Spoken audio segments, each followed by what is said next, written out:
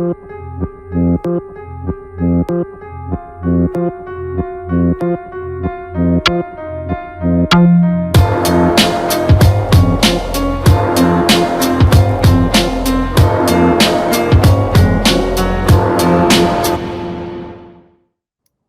a todos, bienvenidos al octavo programa de la serie sobre editoriales cubanas independientes. En el día de hoy estamos conversando, el panel va a girar en torno a poesía y traducción y estamos conversando con Jesús Barquet de Ediciones La Mirada, Yoandi Cabrera de Quirne, Aleisa Ribalta de Alfaro y Alberto Sicilia de Classic Subversive. Voy a leerles para presentarles a los editores que son también autores y poetas. Voy a leerles un breve currículum y comienzo por Jesús Barquet. Jesús Barquet es director de Ediciones La Mirada. Nació en La Habana en 1953. Es poeta, crítico, investigador literario y profesor universitario. Es profesor emérito de New Mexico State University en Las Cruces, donde reside desde 1991. Tiene un doctorado en español de Tulane University. Ha publicado los libros de ensayo Consagración de La Habana, Premio Letras de Oro de la Universidad de Miami en 1991, Escrituras Poéticas de una Nación, Dulce María Loinás, Juana Rosa Pita y Carlota Caulfield, Premio Lourdes Casal 1999, y Teatro y Revolución Cubana, Subversión y Utopía en los 7 Contratebas de Antón Arrufat 2002, entre muchos otros, así como los poemarios Sin Decir el Mar 1981, Sagradas Herejías del 85, Ícaro, Plaquet de 1985, El Libro del Desterrado del 94, El Libro de los Héroes del 94, Un no rompido sueño del 94, Naufragios en 1998, que en edición bilingüe también se publicó como Naufragios, Shipwrecks del 2001, Sin fecha de extinción 2004 y la compilación Cuerpos del Delirio, sumario poético que reúne la poesía de 1971 hasta el 2008 y que fue publicado en el 2010. Ha sido editor y antologador de numerosos proyectos, dentro de lo que se destaca Ediciones El Puente en La Habana de los 80, lecturas críticas y libros de poesía, que sale publicada por Ediciones del Azar, Chihuahua, México, 2011. Es director de Ediciones La Mirada. Bienvenido, Jesús, acá. También vamos a conversar con Yoandi Cabrera de Quirne. Yoandi nació en Pinar del Río en 1982. Es poeta, crítico, investigador y profesor universitario. Es doctor en estudios hispánicos por la Universidad Texas A&M. Se desempeña como catedrático del Departamento de Lengua, Filosofía, Religión y Culturas y es profesor asistente de Español y Clásicos en la Universidad de Rockford, Illinois. Fue miembro fundador del Consejo de Redacción de la revista Upsalon de la Facultad de Artes y Letras de la Universidad de La Habana. Ha publicado el poemario Otoño me ha besado, Ediciones Loinás 2003, y es coautor de Ballet Clásico y Tradición Grecolatina en Cuba, Aduana Vieja 2019, y editor de la antología bilingüe Equívocos, Misconceptions, Poetas Cubanos de Inicios del Siglo XXI, publicada por Quirne en 2021, y dirige las ediciones Quirne. Aleisa Ribalta, que se nos unirá un poco más tarde, nació en La Habana en el año 1971, es poeta, traductora y promotora cultural, es ingeniera y reside en Suecia desde 1998, donde se desempeña como docente de diseño de interfaces gráficas, diseño web y programación de aplicaciones.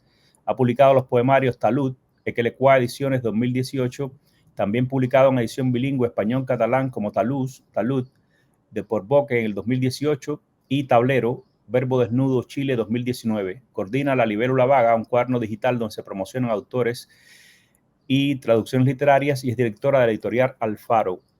Y nuestro siguiente invitado es Alberto Sicilia, de Classic Subversive. Sicilia nació en Cabaiguán, Cuba, en el año 1966. Es poeta, ensayista y promotor cultural. Reside desde el año 2013 en Estados Unidos. En Cuba fue miembro del Consejo Asesor o lector de manuscritos de las editoriales Luminaria, Sed de Belleza, Reina del Mar y Capiro. Dirige junto a Javier Cartaya la editorial Surco Sur, adscrita a la revista Surco Sur de la Universidad del Sur de la Florida. Ha publicado los libros de poesía El Camión Verde, Letras Cubanas 1994, A Favor de la Roca, Santi Espíritu, Ediciones Luminarias 1998, Viajando al Sur, Reina del Mar, Editores 2006 y Miniatura en Abismo, Letras Cubanas 2009. En el año 2000 funda el proyecto multicultural Classic Subversive, y que comprende la editorial y una revista de igual nombre. Bueno, bienvenidos a este programa. Llevamos, este es el 8º episodio de esta serie, son nuestros episodios nacionales de esta serie que hemos venido conversando con varios editores de editoriales cubanas independientes que están dispersas a lo largo del mundo. Hemos realizado un mini especial también con ediciones que están basadas en Miami, que es lo que yo considero la capital de toda esta actividad editorial independiente, a ambos lados del estrecho de la Florida, incluso, porque en Miami yo creo que se han creado más editoriales independientes que en ninguna otra parte cubana, quiero decir, que en ninguna otra parte del mundo. Y bueno, bienvenidos acá y vamos a conversar un poco sobre esto. A mí me interesa mucho.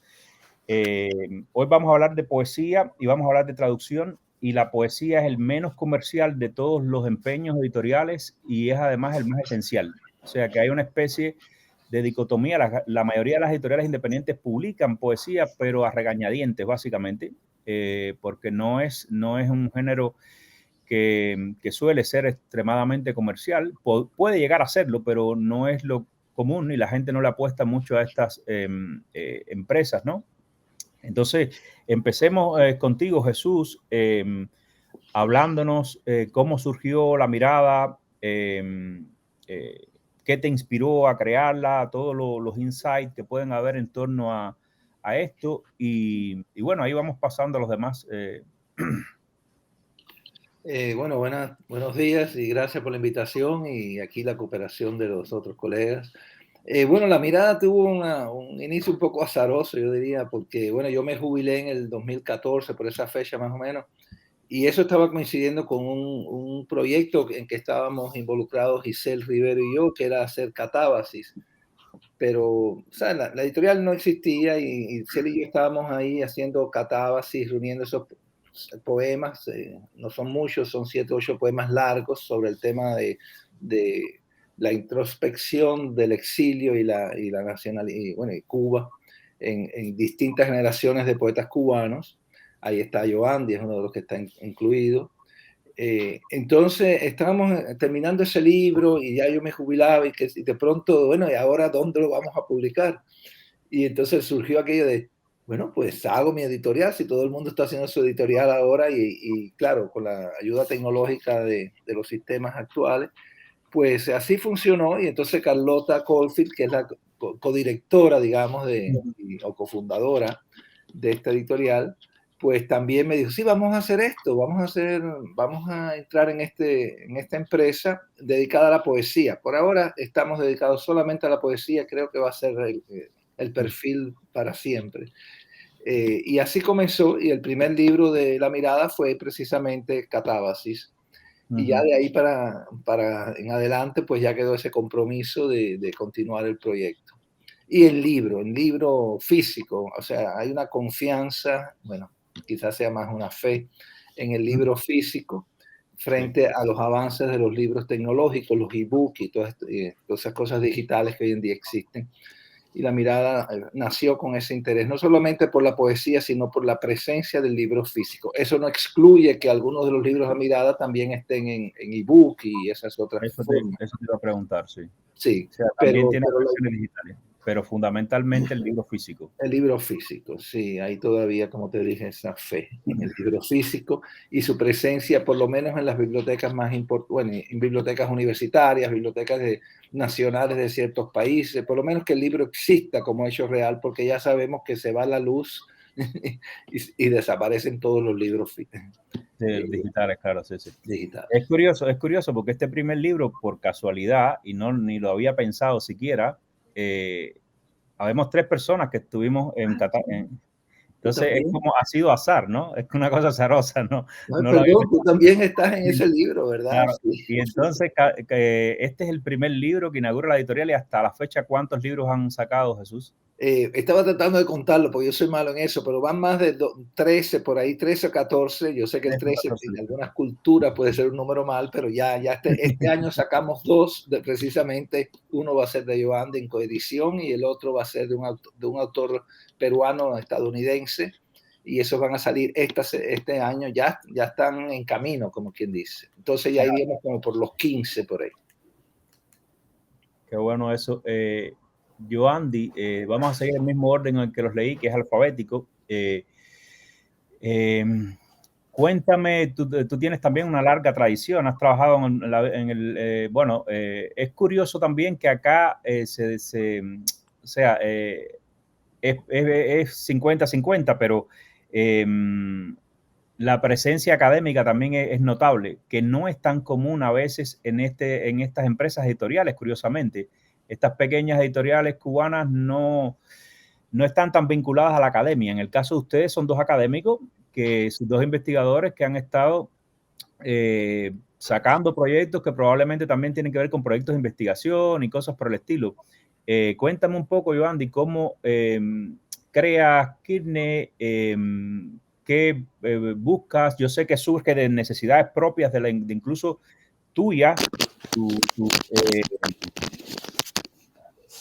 necesidades propias tuyas de tus propios intereses como poeta y como académico, pero también necesidades de las clases, o sea, de tu actividad docente, que surge la oportunidad y la necesidad de producir algo, y yo creo que por ahí viene el origen. Pero cuéntanos un poco de cómo creas estos proyectos y si tiene antecedentes, etcétera. Sí, gracias, Joaquín Hochi. Muchísimas gracias por la invitación y yo encantadísimo de estar aquí hablando con colegas y amigos. Yo escuchaba a Barquet ahora hablando y veía una serie de paralelos entre la creación de La Mirada y las ediciones que estamos haciendo en Kearney, porque también sucedió un poco de manera azarosa.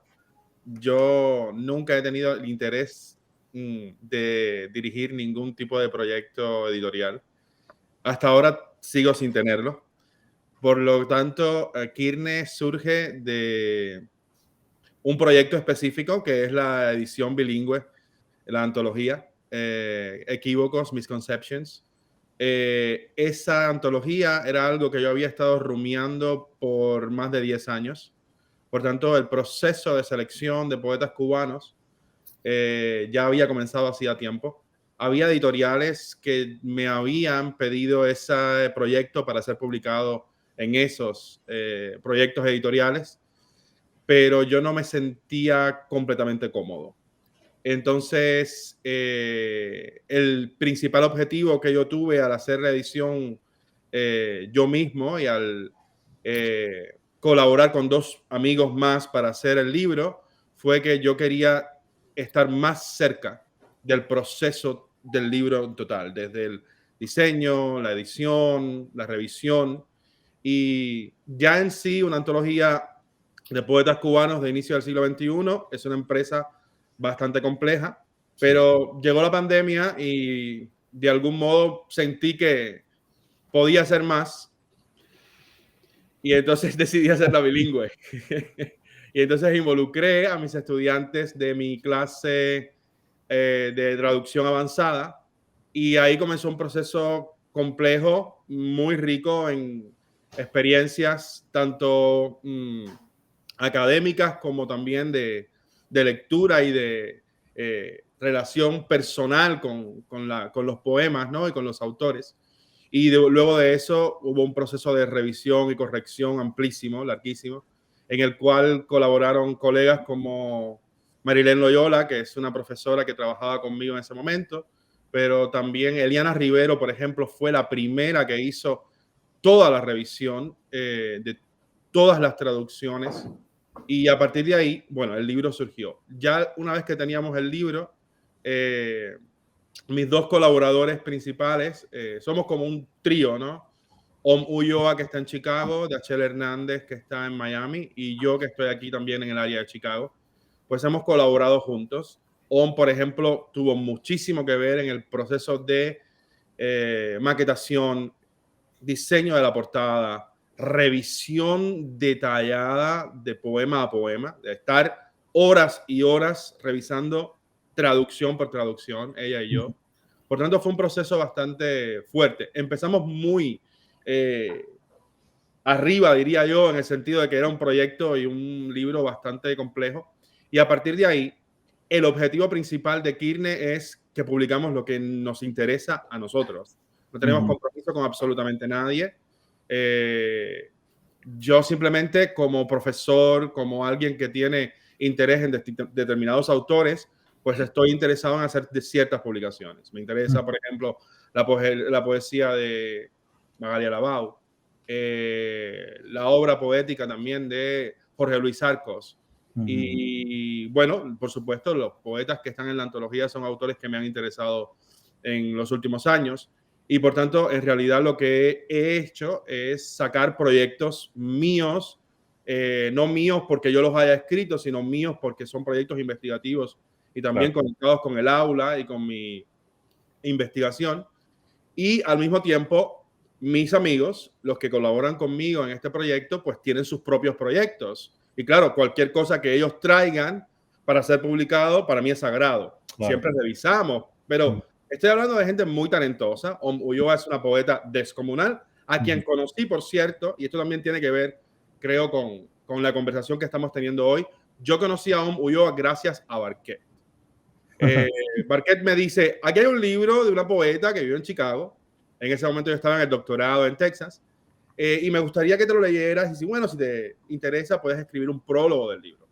Y es un libro que sale por La Mirada. Y yo me leo el libro y de hecho pedí ayuda a mis colegas en el doctorado y dije, a mí nunca me había pasado algo así.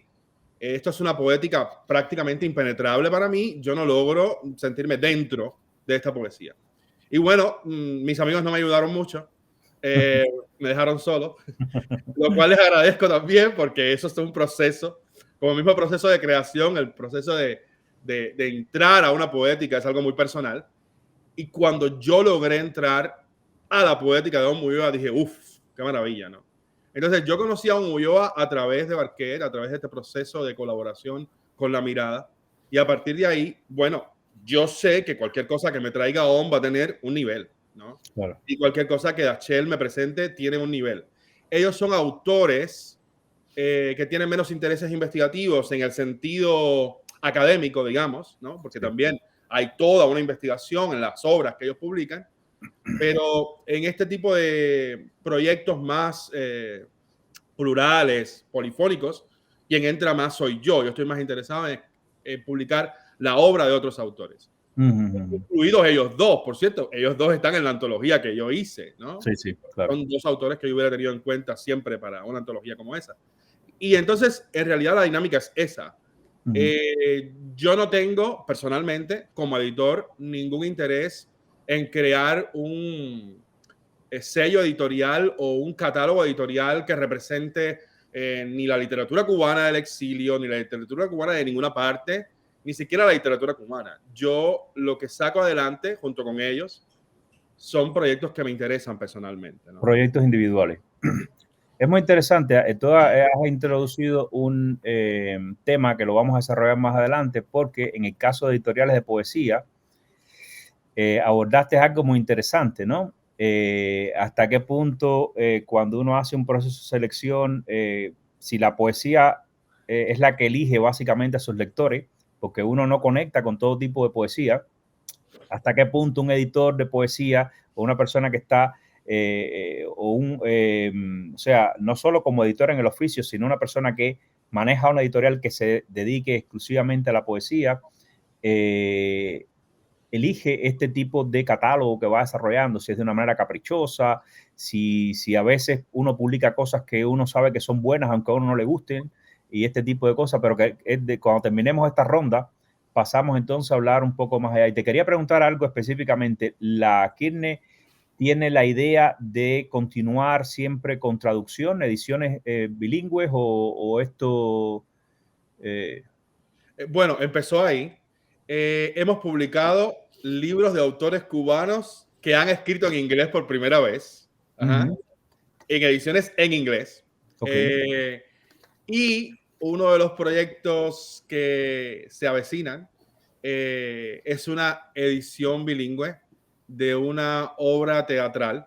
Es una obra de teatro basada en Medea, una obra cubana de Irán Capote, que es el último poeta antologado en Equívocos, por cierto. Que además cuando fue incluido en Equívocos no había publicado jamás poesía. Y acaba de sacar un poemario en Miami.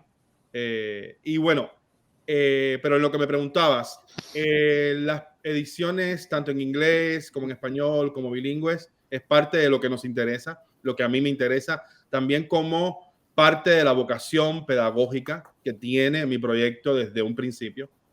Y al mismo tiempo me interesa mucho la poesía, también el teatro, también el ensayo, pero esencialmente la poesía. Qué bien. Y ese que decías de Medea es el que se llama My Name is Maddie o algo por el estilo, ¿no? No, mira, esa es otra edición bilingüe, pero eso es un proyecto pedagógico, educacional, porque el asunto es que es una obra de teatro que escribieron mis estudiantes de una clase del máster de educación en mi universidad. Oh, okay. Y luego, el semestre siguiente, los estudiantes de Advanced Translation tradujeron la obra al español. Y luego yo escribí un prólogo breve introduciendo rápidamente la obra. Y ya, no, esa ya está publicada. Esa se llama Call Me Mary o Llámame Mary. Y es una versión de una Medea adolescente en un high school en Illinois, ¿no? Pero ahí ese también es un buen ejemplo de mi interés, ¿no? Claro. Involucrar a los estudiantes, que los estudiantes tengan la posibilidad de desarrollar sus habilidades tanto de traducción como de creación. Y bueno, también que ellos vean cómo es el proceso de edición de un libro, que participen de él y que sean parte protagónica de ello, ¿no? Genial. Alberto, seguimos contigo entonces. Cuéntame un poco, este proyecto tuyo lo comenzaste en el 2020, o sea, hace 3 años, en medio de la pandemia básicamente, ¿no? Es un proyecto pandémico, pero la pandemia ha generado muchas cosas interesantes porque, como decía Yoandi al principio, uno se pensó que podía hacer muchas cosas en ese momento y los días se extendieron interminablemente. Y después al final, pues pasa la pandemia y nos quedamos algunos con proyectos como este y otra gente ha abandonado los proyectos porque son cosas demasiado peso encima, ¿no? Pero cuéntame un poco, tú vienes también de una larga actividad conectado a editoriales en Cuba, estas editoriales que son la mayoría, o sea, son editoriales del Instituto del Libro en las provincias. Y cuéntame un poco de ahí, cómo surge el proyecto de Classic Subversive y que está bastante orientado a la traducción y a las ediciones bilingües también. Sí, buenos días Joaquín, buenos días a todos. No tuve oportunidad de saludar a Barquet. Buenos días y gracias por invitar a este encuentro. Me parece, estaba escuchando a Barquet y escuchando a Yoandi y estaba pensando que casi todos tenemos muchas cosas en común con relación a iniciar proyectos de este tipo, ¿no? Yo comienzo por una propuesta que me hace Gabriel Cartaya como en el año 2014, casi yo recién llegado, para que colaborara con él en Ediciones Surcosur, o sea, en la revista Surcosur específicamente. Y a mí se me ocurre la idea de hacer una editorial vinculada a esta revista por la conexión que tenía con la USF, con la Universidad del Sur de la Florida, aquí en Tampa.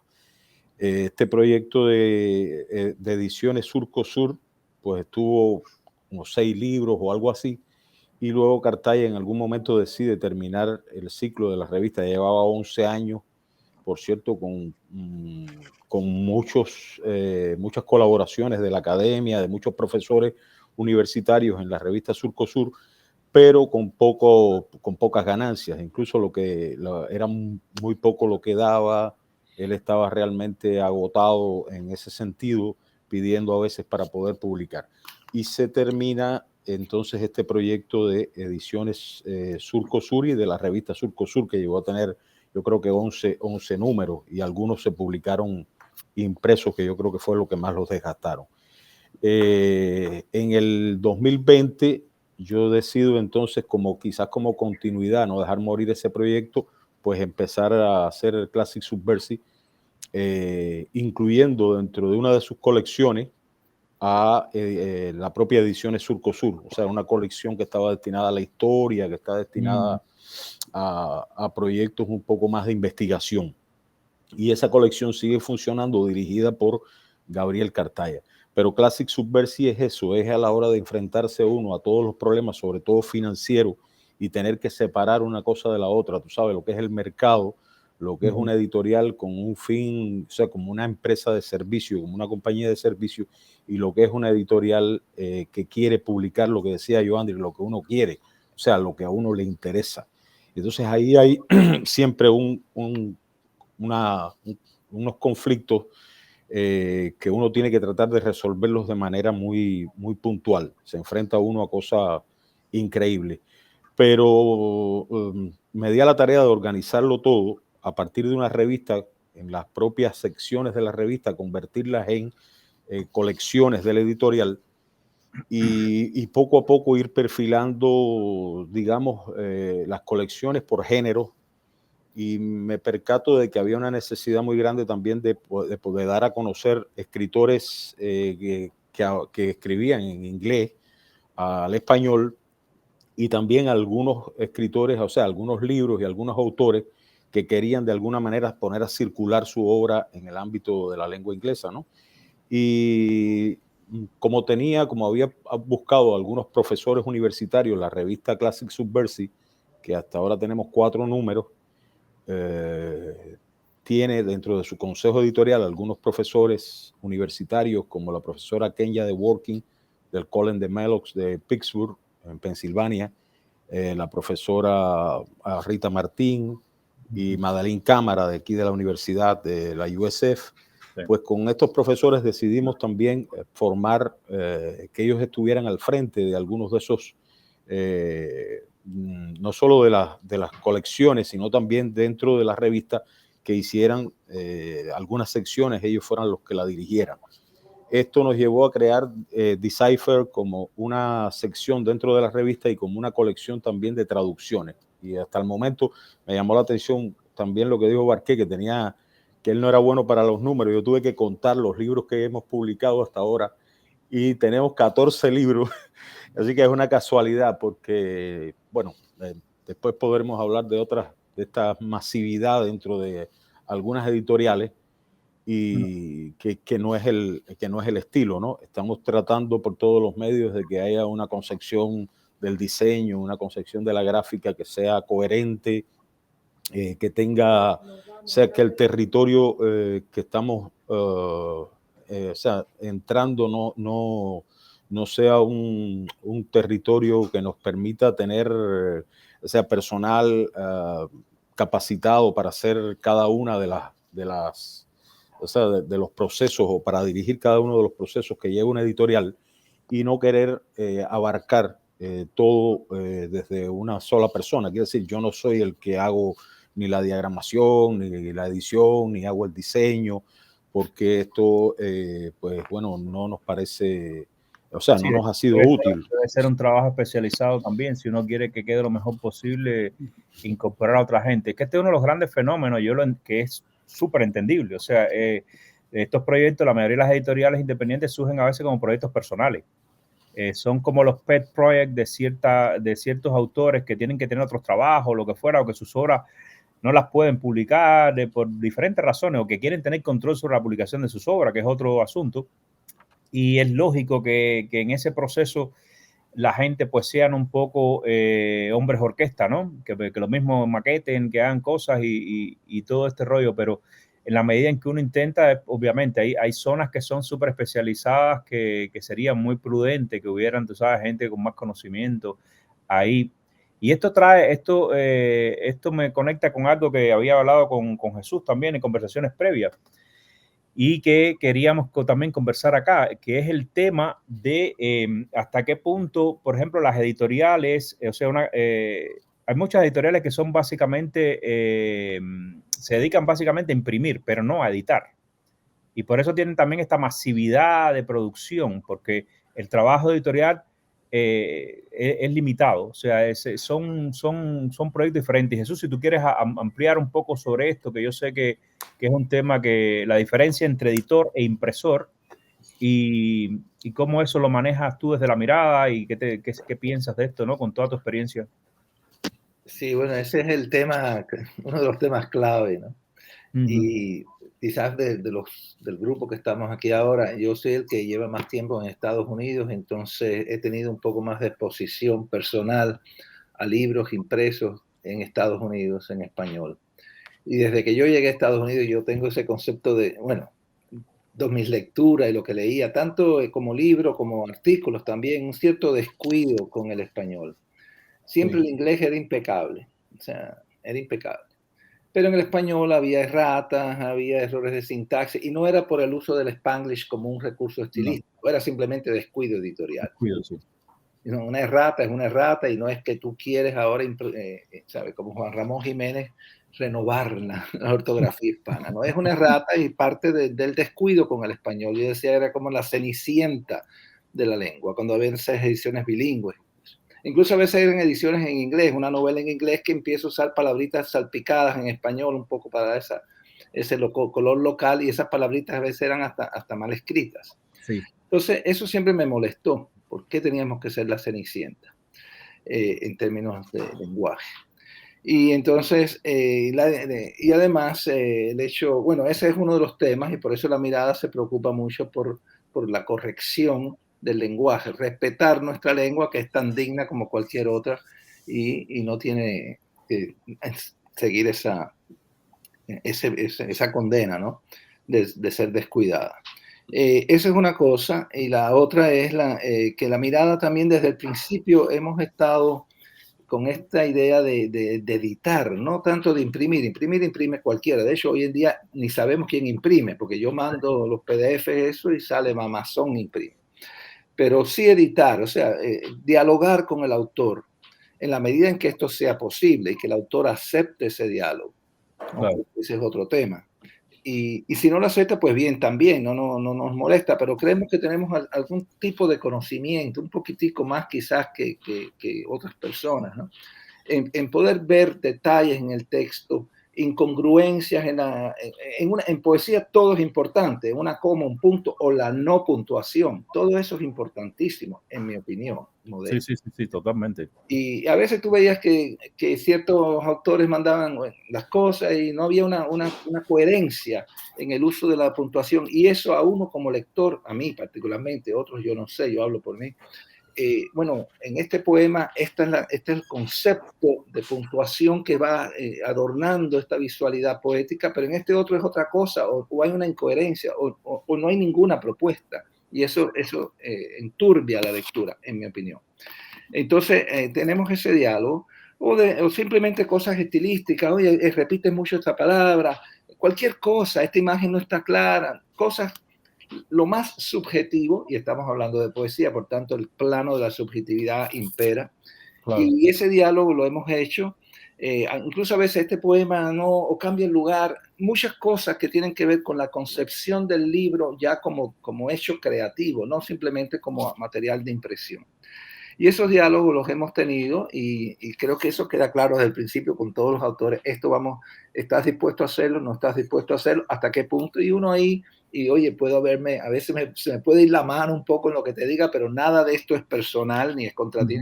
O sea, hay gente que sí acepta ese diálogo y hasta lo agradece, y eso es más o menos la línea que hemos seguido, un trabajo de edición, pero también de diálogo poético, que yo creo que es importantísimo. En mi opinión es súper importante, y yo incluso como poeta no tengo ningún inconveniente en que me diga eso es una basura o esta palabra no está bien. No tengo ningún inconveniente, al contrario, creo que hace falta ese espacio, esa especie de taller. Entonces, en este sentido, no ese trabajo de editor es más como un taller previo para que el libro salga impecable. Sí, y en la experiencia de ustedes, que ¿es el poeta quizás el autor que más se resiste a la edición? ¿O a este taller?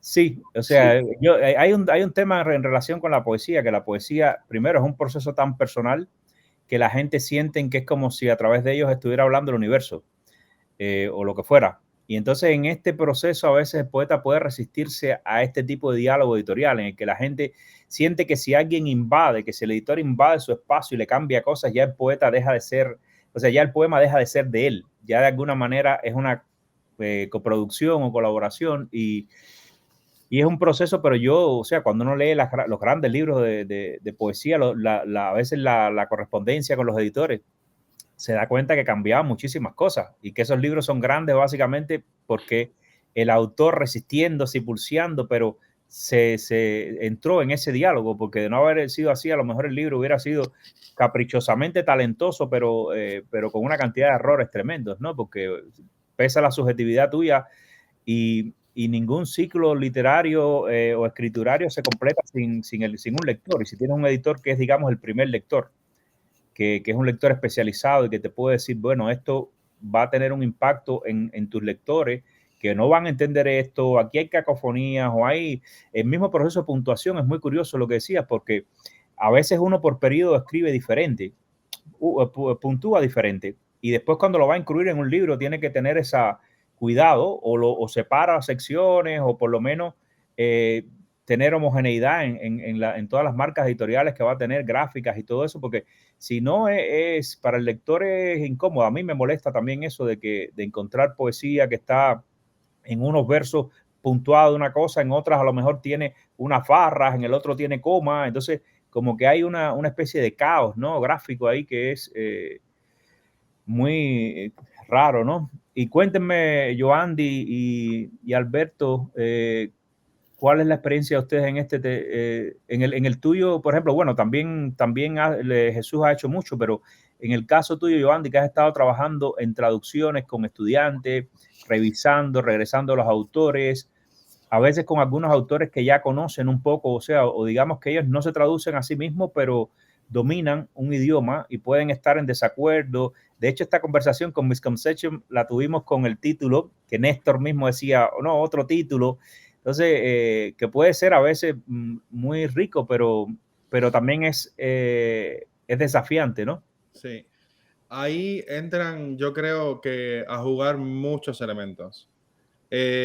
Siguiendo más o menos lo que le preguntabas a Barquet y a partir de las propias ideas de Barquet, yo creo que te encuentras a autores que están muy volcados y muy interesados en ese diálogo con el editor. Te encuentras editores que también pasan la línea y es difícil encontrar la línea del límite, ¿no? Sí. Claro, también te encuentras editores que pueden pasar la línea y decírtelo de antemano. Mira, yo voy a llegar hasta donde yo considero, y te lo voy a decir absolutamente todo, no te lo tomes personal, acepta de ello lo que te parezca valioso. Claro. No sientas ni la obligación tampoco de aceptar todo lo que te digo. Hay autores que se cierran más al diálogo. Hay autores que no tienen conciencia de la cantidad de disparates que hay ahí y que los defienden de manera absurda. Y bueno, ahí uno tiene que decidir qué hacer, ¿no? Por eso, de hecho, este proyecto en el que yo estoy envuelto tiene un sentido independiente a ultranza, porque en realidad yo trabajo con autores que tú quieres cuya trabajar. obra ya me interesa, ¿no? Claro. Y entonces ahí vienen a jugar muchos elementos. Ahora, yo como editor siempre trato de ser muy respetuoso con el estilo de un autor. Y eso también tiene que ver con la calidad, el calibre de uno como lector de literatura o de lo que sea. Cuando yo me encuentro con una poética y yo logro entender esa poética, pues yo trato como editor de tributar a las características de esa poética. Uno tiene que editar un texto a partir del propio sentido del texto, de la propia cosmovisión del autor, ¿no? Y entonces ahí es donde empieza a jugar una cosa y otra. En el proceso de traducción que mencionabas, en la propia antología tuvimos casos muy interesantes, desde autores que decían todo está de maravilla, todo está perfecto, hasta autores que corregían la traducción completa.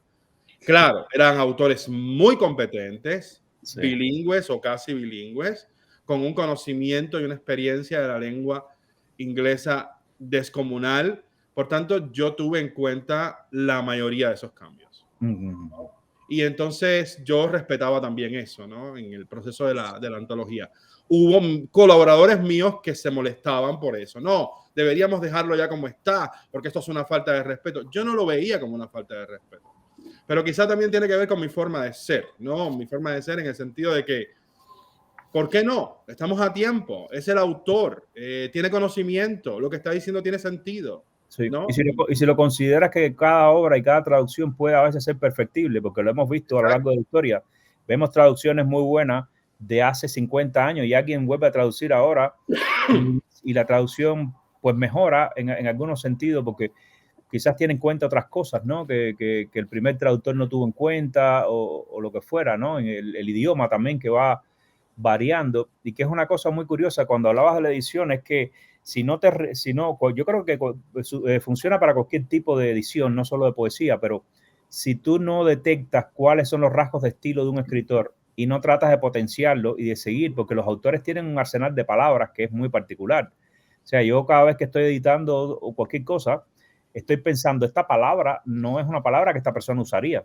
Y si desde ese ladrillo esencial, que es una palabra, un fonema, tú no vas a estar pendiente de eso, pues lo que vas a hacer no es nada, porque no es que yo ponga mis palabras y arregle un texto, es como que una persona sienta que está, que el trabajo de edición está mejorando y potenciando lo que quiere decir. Yo creo que cuando eso pasa, la mayoría de los autores, a no ser que sean muy neuróticos, son capaces de entender que es un proceso que los está mejorando, ¿no? Eso es mi experiencia. Yo no me he dedicado nunca a la edición de poesía, pero en otros géneros, que la gente son más dóciles además, ¿no?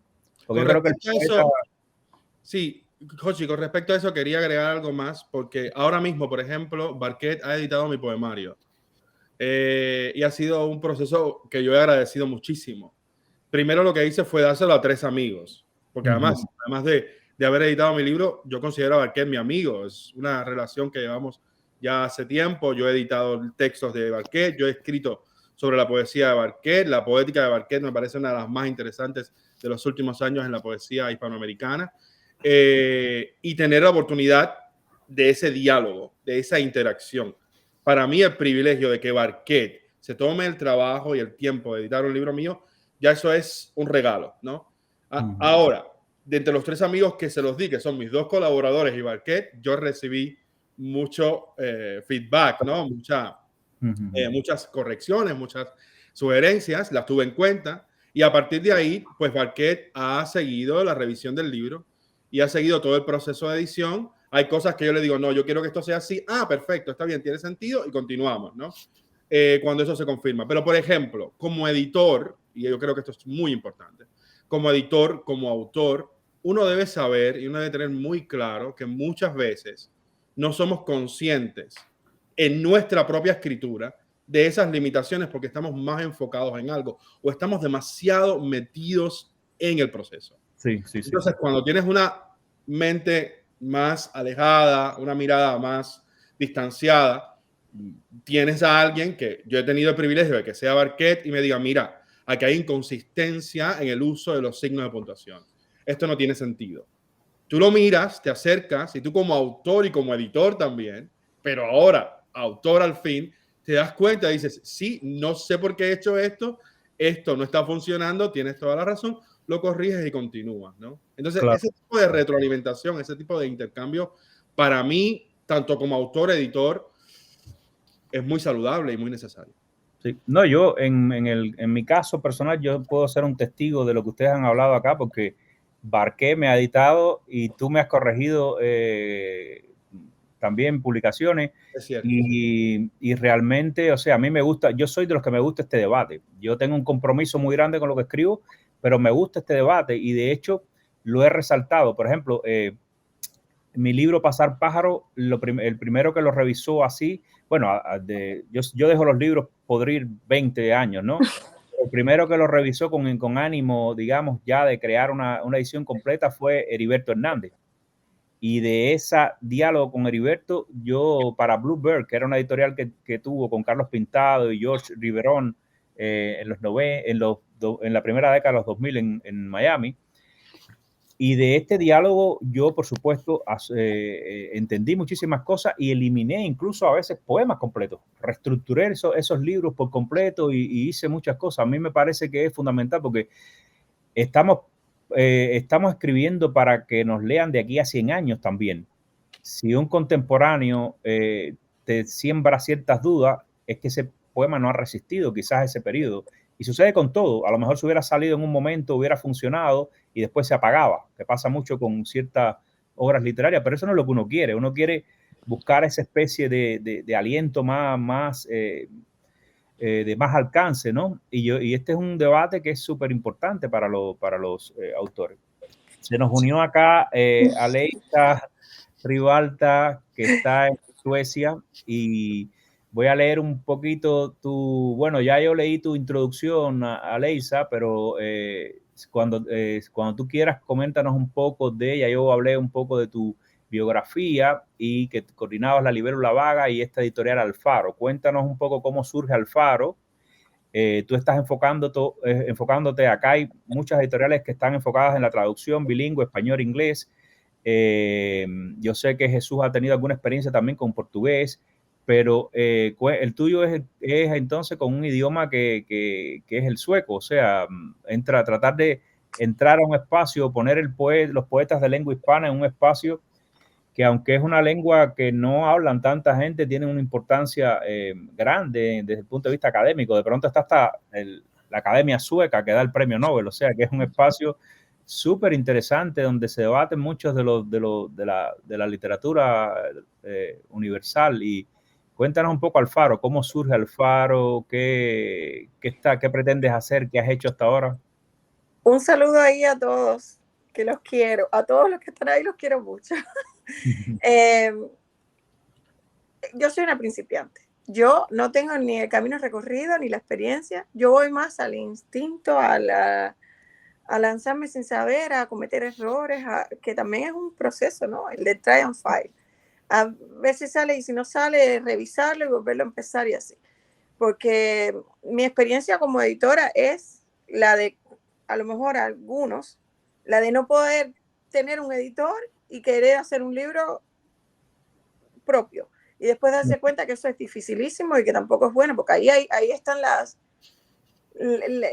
opiniones encontradas. Se autoedita uno, se autopublica uno o no. Entonces, mi primera intención era simplemente sacar un primer libro de poesía y creé una editorial que se llamaba Equeleco Ediciones, que después pensé eso que tú dices, que sería bueno abrir mercado con poetas de habla hispana traducidos al sueco y poetas suecos, que me parece más interesante porque a mí me encanta traducir y aprendo mucho y leo mucho. Y entonces ahí fue donde pensé también que a los poetas suecos, no a los requete conocidos, porque ya esos tienen editorial, a los poetas que están también como empezando, les convendría abrirse a un mercado distinto. Entonces esa editorial fue la semillita para después pensar, bueno, también el nombre, porque el nombre de una editorial también es importante. Eso de que el es tan cubano, que igual no alcanza mucho. A veces se puede tirar millas con un producto local, único y exótico. Pero también, como una editorial es como quiera que sea una empresa, pues después pensé en algo más universal o más así, más literario, como la novela Alfaro de Virginia y su ejemplo como editor y su esposo y todas esas cosas que me parecieron bonitas. Y ahí estamos haciendo ahora eso, pensando en un camino que es más de espinas que de rosas, pero que quiero recorrerlo. Me encanta que ahora estaban hablando de eso. Sí, de leer no, te iba a preguntar, ¿cuántos libros has publicado? Yo sé que el proyecto no lleva mucho tiempo. No lleva mucho, y de un autor castellano al sueco salió un libro, el primero. Pero lo que pasa también es que yo he visto poetas como Thomas Tranströmer sobrevivir a una mala traducción. Hay veces que el poeta es tan bueno que la traducción es mala, pero llega al lector y de todos modos lo sobrevive. Claro, pero eso depende mucho de que hay poetas que son más narrativos y otros poetas son más descriptivos. Entonces depende mucho del tipo de poeta que sea, porque si tú estás contando una historia, por muy mal que te traduzcan, tienen que contar esa historia. Y si esa historia es original y es genial, eso va a estar traducido, aunque las palabras no sean las más correctas, el lector se va a disfrutar lo que tú estás contando. Si a lo mejor el poema se sostiene demasiado en la palabra y el traductor no tiene ese arsenal para traducirlo, que, por ejemplo, yo entiendo muy bien que tú estás haciendo muchas traducciones, digamos, del sueco al español, porque el español es tu idioma madre y tú te sientes más cómoda. Entonces, es más fácil que tú encuentres el equivalente en español que si te pusieras a hacerlo a la inversa. No lo puedo hacer, no tengo la competencia. Quisiera traducir mi poesía al inglés. Y el otro tema con el que es importante conversar acá es que la literatura cubana es la literatura más mal traducida del mundo, una de las más mal traducidas Ahí del mundo. es donde yo quería Hablando entrar de las ahora con... literaturas canónicas, ¿no? De la literatura cubana es una literatura sólida, con un canon, y sin embargo súper mal traducida. O sea, uno encuentra algunos clásicos traducidos y después aparecen los poetas que están traducidos porque sucedió, porque encontraron una gente, por un problema de afinidades, como sucede en muchas cosas, porque lo que fuera, pero, o por otras razones, pero no porque hay un proceso de selección ni un trabajo sostenido intentando, digamos, promover ese tipo de literatura, porque en primer lugar es que Cuba ha sido una isla-nación muy apartada de todo lo que ha pasado en esto, muy lejos de los mercados, ¿no? Entonces, yo no sé ustedes qué piensan de esto, pero si me cuentan un poco de lo que... Bueno, yo dejo a los demás hablar, pero en el caso de mi propia traducción de mi libro, que va a salir ahora en sueco, he tenido una lucha tremenda, porque no sé si somos todos, pero los cubanos somos muy locales, y yo utilizo mucho cubanismo y muchas palabras raras, y ellos no las entienden. Y la forma de hablar de cubano tampoco la entienden, y la forma de la poética cubana, la tradición, tampoco la entienden, porque no hay una tradición, no han traducido desde el principio bien.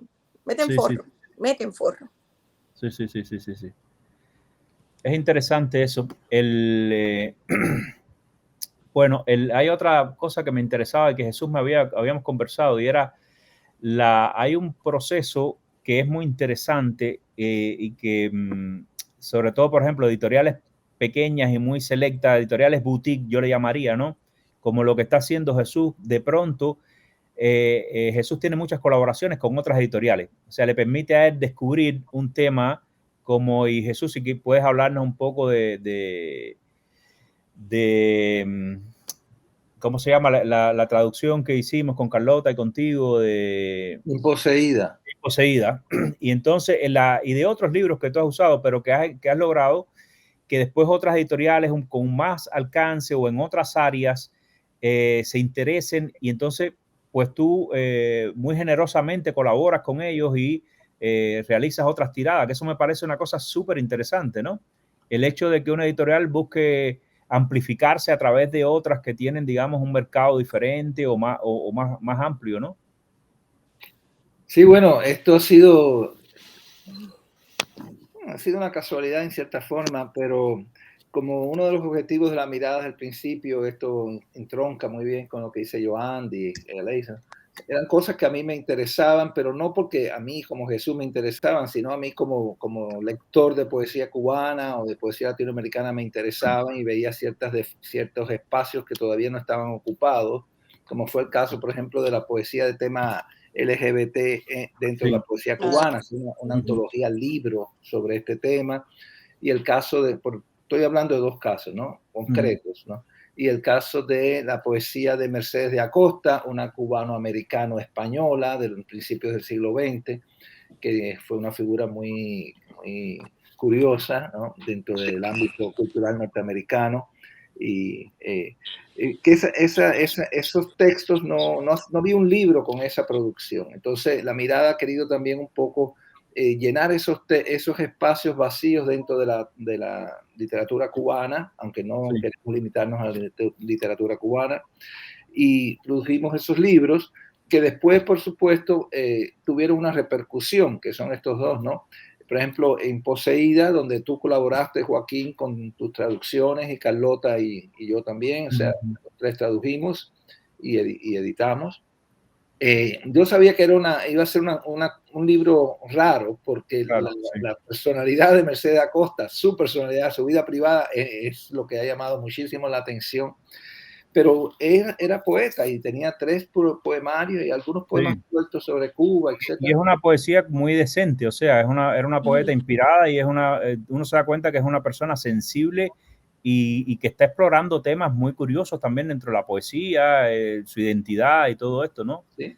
Y ha tenido muy buena cobertura, porque casi todos los periódicos importantes, El País ha escrito de Imposeída, el Miami Herald, o sea que ha tenido mucha cobertura ese libro.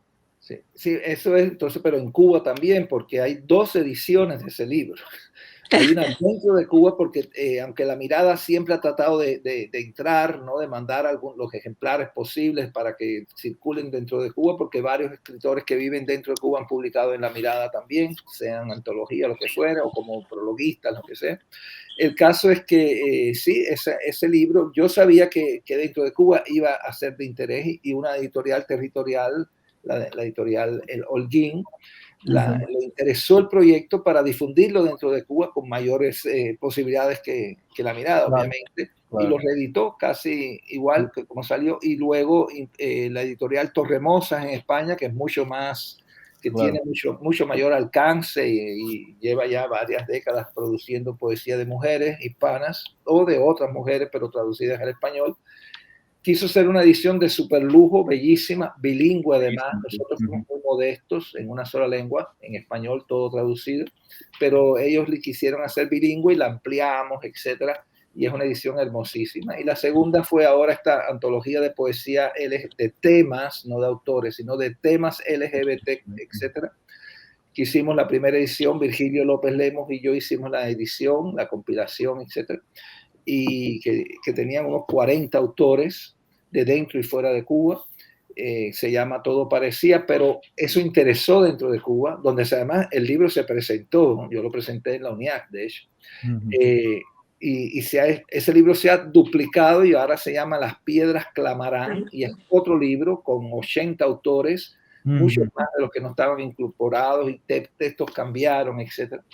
Y entonces ya obviamente tiene mucha mayor difusión, salió por las ediciones La Luz, un libro hermosísimo, porque como hemos hablado un poco, estos libros que estamos haciendo nosotros son un poco, no contamos con esa... Más modestos, más modestos, claro, más modestos sí, en términos de... No contamos con esa estructura de diseñador, de maquetador y de divulgación también. Sí, entonces, eso también me parece interesante, y las coediciones con el Basement, que es una editorial de Chicago, estoy en Chicago ahora, y ahora estamos haciendo una coedición con otra editorial de Chicago, que es la de Yoandi. Y eso me parece hermoso, me gusta, porque todo esto es un problema de acabar con la diáspora, o sea, claro, de diálogo, de estar juntos. De darle una estructura y una... Claro, darle una estructura y darle una columna vertebral a algo que está tan disperso y que está tan atomizado, ¿no? Y esta sinergia que vas creando, pero que es muy curiosa, y yo juro que esto es pura casualidad, el hecho de estar acá conversando y ver que nuestras vidas se han cruzado en tantas oportunidades. Sí, preciso. Y yo no estoy sentando amigos que escogí por nepotismo. O sea, yo porque me pareció que era un proyecto súper interesante, ¿no? Hablar de esto, de poesía, de colaboración, de traducción, que me parece que son temas que a mí a lo largo de los años me han preocupado tanto, ¿no? Y que creo que para el autor y para el editor tienen que ser tan importantes, ¿no? A veces pero me sorprende que esto, porque demuestra que las personas que están acá sentadas también es que han tenido esta preocupación a través de los años y que las cosas han surgido de manera súper natural y muy orgánicas con respecto a estas inquietudes y necesidades de expresión, ¿no? Y Joaquín, yo estoy escuchando y aprendiendo, pero quería tocar ese tema de las editoriales, de las colaboraciones con editoriales. Y bueno, ahorita en el tema de las traducciones también, de lo que estábamos haciendo con las traducciones y con la poesía. Hay una colección que tenemos que se llama la colección Mono Rosa, que está publicando poesía, algunos poetas, y tuvimos la oportunidad de publicarle aquí en Tampa a un señor de 91 años que era un escritor completamente desconocido, un escritor norteamericano, pero que el escritor también tenía algunas cosas que las había, escritas en español, y fue muy interesante. Se hizo una edición bilingüe, el libro salió por una imprenta local. Yo estoy utilizando también una imprenta local con muchísimas, con unas personas muy preparadas, son unos cubanos que se criaron en Nueva York, están aquí en Tampa desde hace unos años y tienen una imprenta y dan otras posibilidades por esto de hacer libros, sabes, estar más cercano al proceso de impresión de los libros, ¿no? Y sí. Se hizo este libro del señor Richard Lee y tuvimos cuestiones con el asunto de la revisión de los textos en el español, pensamos que en algún momento se podían traducir. Conformé un equipo de traducción donde está Manuel Sosa, Edelmis Anoceto de Cuba, que se encuentra en Santa Clara, el propio Octavio Larralde, que también está en Cuba, tratando de hacer versiones a los textos de Richard Lee, y finalmente Richard Lee revisa los textos él en español y nos quedamos con esa versión del propio autor. Pero fue un proceso muy interesante. El libro sale bilingüe y es un proceso que pudo dar a conocer para un público toda esa obra de un autor, digamos, que se iba a perder. La familia fue la que proporcionó, tú sabes, todo para poder pagar algunas cosas al diagramador, al diseñador, y un escultor colombiano se hizo cargo de todo el proceso de financiar la impresión del libro. Entonces quería decirte que fue un proceso muy, muy, muy intenso, tratando de trabajar todo el texto bilingüe, donde pudieron autores como estos que te comentaba, como estos traductores, que son poetas también, amigos nuestros en la isla, poder interactuar, poder aprender muchísimo, ¿sabes? Esto es un camino quizás nuevo también para mí, este camino de las traducciones. Entonces, en cuanto a la colaboración con otras editoriales, hicimos ahora, desde hace un tiempito, estábamos colaborando con una editorial en Canarias, se llama la Editorial Garoé, y salió una novela con el sello, los dos sellos editoriales, traducida al inglés por Kenya de Working, con la colección de Cypher, fue la que hicimos la tarea de traducir el libro, y se llama Paraguas Rotos. Paraguas Rotos, el escritor Luis Alberto Enríquez Hernández, y es una colaboración de Classic Subversive con la editorial Garoé, buscando eso mismo, buscando ampliar. ¿El autor es un autor canario? Es un autor canario. Luis Enrique es un autor canario. La novela salió con el título Broken Umbrellas. Porque tú eres de la mafia canaria en Cuba. Bueno, el problema es que... Pero tú sabes que Cabaiguán, el 98% de la población de Cabaiguán, porque yo fui uno de los fundadores de la Sociedad Canaria de Cuba, y el 98%, alrededor del 98% de la población de Canarias son descendientes de isleños de Islas Canarias. Es la capital de Islas Canarias en Cuba. Es muy interesante. Y aparte, bueno, hay grandes amigos que se han ido de Cabaiguán. Bueno, Sonia Díaz Corrales, la poeta, que se han ido a vivir a Cabaiguán, a Canarias, porque, bueno, pueden sacar todos estos, o sea, por todas estas leyes que hay de recuperación de la nacionalidad, pues ha sido fácil para muchos autores de la zona. En Canarias hay una sucursal, de Classic Subversive y de todos los... Sí, es interesante esto. Yanira Marimón está ya atendiendo, que es la que ahora en este momento está a cargo de la distribución de la revista Classic Subversive en Canarias. Entonces esa es parte de la colaboración, y es un proyecto, ya te digo, que va en ascenso hasta, bueno, vamos a dejar para cuando tú quieras hablar también de lo que estamos pensando ahora con relación al lector y a la... Decías algo muy interesante que quiero después conversar con todos ustedes, y es el hecho de que tú estás usando imprentas locales. Yo en varias conversaciones que hemos tenido a lo largo de esto, siempre digo que el tema Amazon parece que es una ganancia, pero en términos económicos no es una ganancia. Lo único bueno es que el libro está ahí y que la gente tiene acceso. Pero en términos económicos, el único que gana con Amazon es Amazon. Ese es un proceso que está creado para eso. No ganan las editoriales, ni gana el autor, ni gana nadie. Lo mismo que puede pasar con Spotify. Pero se potencia y la gente tiene acceso a ese tipo de literatura. Si las editoriales pueden dar la promoción, pues entonces se puede comprar libros donde quiera y todo ese acceso. Pero me interesa mucho el hecho de que tú hablas de usar imprentas locales. Ustedes, el resto, ¿cómo funciona? ¿Trabajan también con algunos talleres o imprentas locales? ¿Simplemente lo hacen todo polish on demand o el print on demand, perdón? ¿O cómo hacen? ¿O es un híbrido de estas dos cosas? Yo trabajo con imprenta local también, y me parece que es importante eso para poder, yo qué sé, tener un valor añadido en lo local. Pero claro que, como dices tú, hay que hacer la combinación entre lo lo híbrido. Claro, el libro tiene que estar en Amazon. El libro, si no está en Amazon, ya hoy en día no existe. Es como tener un perfil de Facebook o de Instagram. O sea, si tú no... Sí, pero funciona también como la parte preventa. El libro se suelta primero en Amazon, la gente lo empieza a comprar, ya tú sabes si funciona para el lector. Puedes poner, Amazon tiene una cosa que puedes cambiar el precio.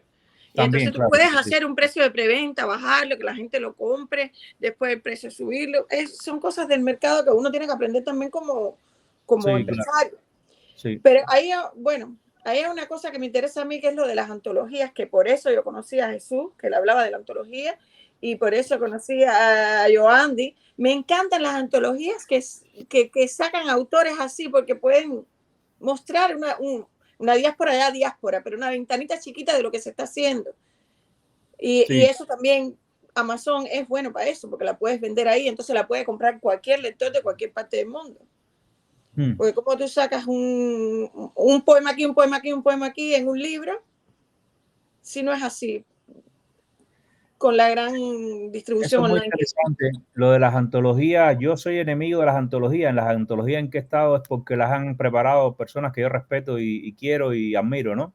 Sí. A mí me parece que las antologías, la voz de uno se disuelve en la voz de mucha gente. Entonces es muy difícil. A veces si tú preparas un libro, tú quieres preparar un libro que la gente entre dentro de tu poética, y a veces ni siquiera es como entrar a una casa, ¿no? Tú entras y empiezas a husmear en los lugares y de pronto te quedas en alguna esquina y desde esa esquina puedes ver la habitación completa.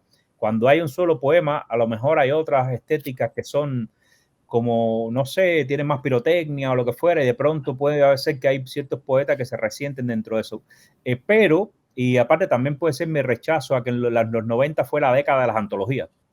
Entre los 80 y los 90 se hicieron en Cuba tantas antologías que es una cosa, y aparte con un sentido no solo de mostrar algo, que yo creo que sería el más lógico, sino de establecer algo, de decir estos son los autores. Entonces, esa pretensión a veces del antologador de establecer un canon, a mí me parece como ampulosa y grandilocuente y a veces fuera desproporcionada también, pero me gustaría conversar un poco de esto, porque las antologías tienen mucha importancia para lo que tú dices, y yo he estado en algunas que yo me siento súper orgulloso de estar, ¿no? Y de hecho, en las que han preparado ustedes, pero si ustedes se fijan, yo no he estado en muchas antologías, nunca. Yo siempre me he mantenido, y estas de ustedes han sido espectaculares por la manera temática, por lo que han propuesto, que son antologías como diferentes, pero ha habido en Cuba mucha tradición de crear antologías, lo hubo en una época por la falta de quizás de materiales para publicar autores independientes o lo que fuera, se estiló mucho hacer antologías, y después por esas antologías parecía que se estaba básicamente describiendo la literatura de una época, ¿no? Y yo decía, por ejemplo, había una que se llamó La Isla Entera, ¿no? Y yo pensé, yo de hecho escribí una reseña que nunca publiqué, porque a veces uno deja las reseñas a medio, que se llamaba La Otra Parte de la Isla Entera. Porque básicamente, tú sabes, es como que si te enfocas en una zona, una generación o una región, de pronto se te quedó afuera la otra parte de la isla entera, pero imagínate, le llamaba La Isla Entera. Es simpático, pero y al final son antologías canónicas, ¿no? Son antologías que todo el mundo regresa a buscarla y que son importantes, pero hay como esta ambigüedad. Cuéntenme un poco ustedes qué piensan de esto.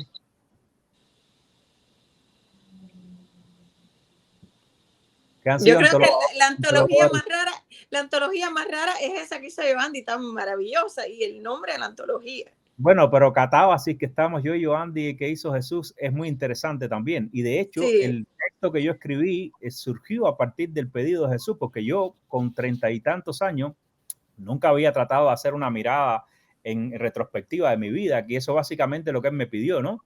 Él me dijo, tú has escrito algo de tu experiencia en el exilio, lo que fuera. Y yo dije, wow, o sea, uno está tan pendiente a cierta edad de mirar el presente que se dedica muy poco a mirar atrás, que es un hecho que a mí me gusta hacer, ¿no? Y un ejercicio. Y yo no hago nada yo nunca he escrito una poesía, ni una reseña, ni nada, ni una crítica por obligación. Gracias a Dios yo he podido hacer las cosas porque quiero hacerlas. O sea, que esto no es tampoco que lo hice como a pedido o lo que fuera. Es que simplemente a partir de esa conversación me estimuló a mirar las cosas de esa manera, ¿no? Y a construir algo. O sea, no es poesía por encargo o un tema, ¿no? De hecho, Por ejemplo, tú me has pedido una vez que estabas haciendo una antología con un tema específico y te dije, no tengo nada de eso, y la verdad que no me... Sí. Claro, yo trato de ser muy honesto con eso, pero a veces suceden este tipo de epifanías, ¿no?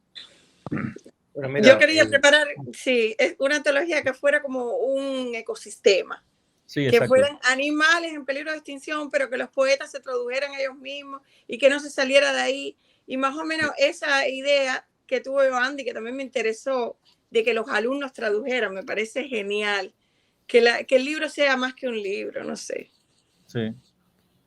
¿Qué ibas a decir algo, Jesús? No, bueno, siguiendo lo que tú estás diciendo, es cierto eso de que las antologías a veces buscan crear un canon, o decir estos son los que son y aquellos no son. O como esta que hizo Joan de ahora, que responde a intereses muy suyos sobre qué es la poética que él entiende y como marcante. Entonces, esos son, yo creo que son proyectos importantes. Todo, para mí, todo lo que fuere producción literaria puede ser de algún interés. Pero bueno, las dos que la mirada ha hecho y son donde tú has colaborado en una, son temáticas. O sea, no son realmente para fijar un canon, sino para mostrar un tema, y en ese sentido somos periodistas, vamos a decir. Y fue la primera esta de Catábase, donde está Joan y estás tú, y no fue tampoco porque yo quería que eso fuera así, simplemente fue, todo sale, todo surge. Yo leo un poema de Rosardi, leo un poema de Isel estaba haciendo lo mismo, pero mira este poema, mira aquel, pero estamos en lo mismo. O sea, ¿cómo es posible que no es aquella novela del dictador que los novelistas del boom se sentaron un día en Barcelona, vamos a hacer cada uno una novela? No, eso no fue así. Yo había escrito La Ruta de la Seda, Rosardi había escrito, ahora no me acuerdo los títulos exactos, otro poema que más o menos entró estaba en el mismo tono, ¿no? Y Isel había escrito el suyo también, poemas largos además. Y yo decía, ¿qué está pasando? Que después de 40 años estamos produciendo estos textos largos y como de reflexión, ¿no? Y ahí fue donde te pedí a ti, dije, bueno, pero vamos a verlo a través de la generación. Ya ahí sí vino la parte, digamos, vamos ahora a racionalizar este tema, porque nosotros somos de 3 generaciones distintas, pero vamos a ver la gente nueva. Y ahí vino mi pedido contigo, Joaquín, y con Joandy, que es otra década, ¿no? Y déjame ver, pero Joandy sí ya yo había leído algo, ya yo había visto unos textos de él que me parecía que podían, desde una perspectiva mucho más metafórica, relacionarse. Y ahí fue donde les pregunté, ¿esto es posible con ustedes? Han llegado más recientes, pero ya ustedes sienten esto, y ahí fueron las respuestas de ustedes. Y ya, y la otra antología es de temática LGBT, no de autores, sino de temática, y eso sí ya es muy contenidista. Estos son los temas y estos son los poemas que nos interesan. Sí, en mi caso con la antología, lo que sucede es que precisamente yo voy a buscar autores que no están sistematizados tradicionalmente en todas esas antologías que tú mencionabas de las últimas décadas. De hecho, yo he encontrado personalmente como estudioso 2 vertientes principales de antologías de poesía cubana en los últimos años, en las últimas décadas. Aquellas que intentan, sin ningún tipo de selección, incluir absolutamente a todo el mundo. O aquellas que con unas pretensiones muy mal fundamentadas, con un nivel de mediocridad y de arrogancia extrema, intentan decir, estos son los que son. Y a mí esas 2 posturas me parecían completamente desacertadas. Totalmente. Y por tanto, de hecho, la idea de equívocos, misconceptions, parte de eso. Yo tengo el derecho como lector a equivocarme. Claro. Es un poco socrático el asunto, de algún modo, ¿no? Esta cosa de, mira, yo lo único que sé es que no sé nada. Y de lo que puedo hablar es de eso. De tener mi derecho a intentarlo, ¿no? Y entonces empiezo a encontrar poéticas. Lo explico un poco en el prólogo general, empiezo a encontrar autores que no encajan en ninguna de las clasificaciones o que están desfasados de sus supuestas generaciones.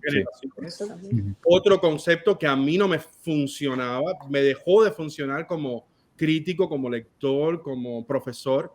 Y yo decía, no, la generación no me funciona. Y claro, que no me funcionara me ayudó muchísimo, porque yo quería una antología donde hubiera nombres como Dolan Moore, donde hubiera nombres como Néstor Díaz de Villegas, y claro, si partía de la idea de que son los nacidos después del 72, ellos no me entraban. Se te quedan fuera. Yo quería a alguien como Magali Arabao, que se fue de Cuba en los 60, pero que vino a publicar su primer poemario cuando ya tenía toda una carrera como actriz, y publica su primer poemario cuando tiene 40 años. Claro.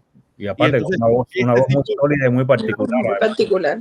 Exacto, ese tipo de errores del sistema, como yo le llamo, son los que me interesan, ¿no? Y aunar. Y en parte, por suerte, muchos de los poetas que me interesaban entraban ahí, pero también, por desgracia, algunos de los poetas que más yo he admirado como joven, como adolescente, con los que crecí, no encajaba en esa poética, no encajaba en esas justificaciones, en esos argumentos, y no los podía tener en cuenta. De la misma manera en que yo lo digo en el prólogo, hay autores que sí entran dentro de esa dinámica que yo estoy defendiendo, pero no tengo espacio, tengo que terminar, tengo 266 páginas ya, tengo que parar en algún momento, no tengo tiempo, nadie me paga por hacer esto, y no, ahí lo único que tenía era mi departamento, ¿no?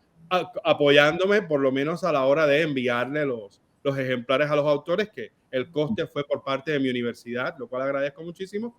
Y entonces, bueno, pero en realidad todo eso tenía que ver con tratar de mirar más allá de las clasificaciones generacionales más aceptadas y más comunes dentro del contexto cubano poético. A mí eso me parece muy bien, porque creaste creaste otro tipo de parámetros de selección, ¿no? Y yo creo que eso siempre es muy interesante cuando las antologías crean sus propios parámetros, porque al final antologar es seleccionar, o sea, no va a estar todo el mundo, ni nada, no se puede pretender que va a ser todo lo inclusivo que queremos en este tipo de rollo. Yo digo como Jaime Hill de Vietnam, ¿no? Mi generación son mis amigos. Yo me he movido entre tanta gente. Yo tengo buenos amigos que tienen 80, 90 años y gente que tienen 20 y pico. Entonces, yo me he movido siempre a lo largo de los años en un amplio rango, y de hecho bebo no solo de mis contemporáneos, sino a veces de gente que me lleva muchos años, que tienen que ver con otras generaciones poéticas y con otras estéticas incluso, ¿no? Y yo creo que eso pasa, pues eso es lo más regular. Lo más regular es a veces que la gente se mueva en eso, digamos, intergeneracionalmente, ¿no? Oye, Joaquín, el tiempo se encarga de decantar siempre a estos autores que son antologados, ¿no? Y tú tienes razón cuando hablabas de eso de las antologías cubanas, sobre todo. Yo también cargo mis culpas, yo tengo mis antologías, pero sí, yo tengo mis antologías. En el año 87 yo creo que hice fue la primera, pero siempre era para darle visibilidad a un grupo de personas que estaban alrededor de mis talleres, pero desde el año 1987 salió la primera, que ahora ni recuerdo. Y luego cuando los talleres en la región central del país, reuní un grupo de poetas también que eran dentro de los talleres jóvenes, digamos, alumnos que estaban dentro de todos los talleres, se llamó Viajando al Sur. Y esto de darle visibilidad es bueno porque son personas que se sentían excluidas de todo el proceso y de todas estas otras antologías que tenían otro punto de vista, otra visión.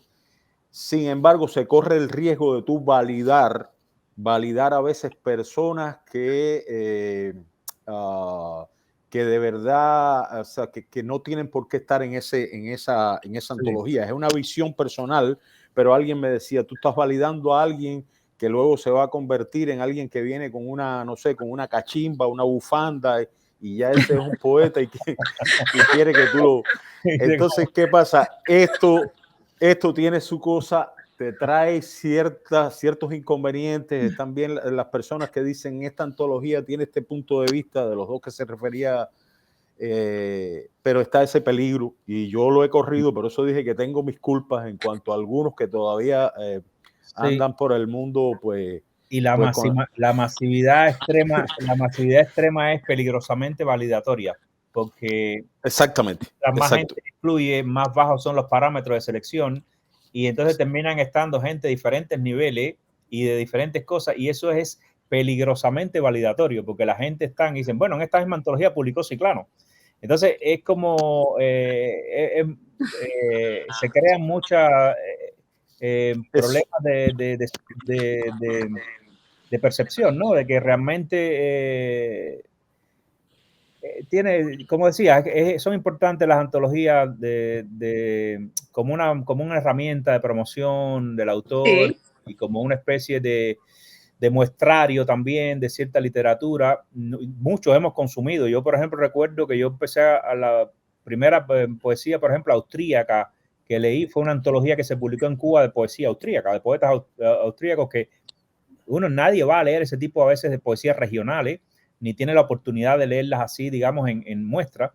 Y supongo que eso mismo es importante en otros casos, pero sí, son como experiencias.